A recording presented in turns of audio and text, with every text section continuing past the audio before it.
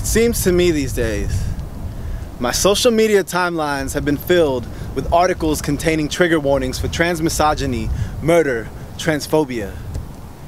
It is definitely the case these days that I don't need to keep reading to know that the article in question is probably another brutal murder of one of my trans sisters. It's probably another article full of misgendering and dead naming instead of properly naming the dead. It's probably another article I've read too many times. I no longer have the privilege to sit back and remain silent when it's my life that is on the line because your transphobia kills. And I mean this in its most literal sense. This is not a metaphor. This is a fact. Your transphobia kills here.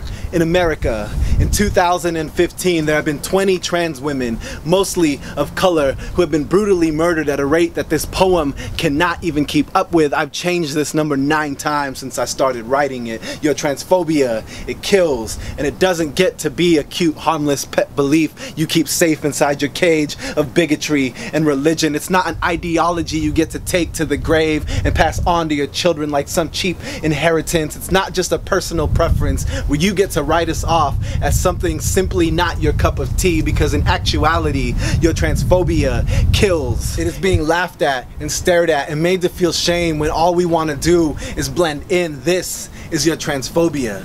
It is the perpetrator no one wants to talk about. It is the monster no one wants to stand up to. It is the war with no army to defend us against. It is more dangerous than you think. It is more fatal than you believe. It is more than you are able to contain when it goes unchecked in this world. This is a trigger warning. This is a trigger warning. Your transphobia kills. This is a trigger warning. Kill your transphobia. Do not let your complicity become the silencer covering the barrel of the gun. Do not let your hate fill the clip meant to bury into our chest. Do not let your ignorance be the finger pulling back the trigger. Do not let it be my body on the other side of your hand holding the smoking gun. Do not let your transphobia take one more precious life, because we are in a state of emergency and our existence is in danger. This is a trigger warning. Kill your transphobia before I become the one it kills next.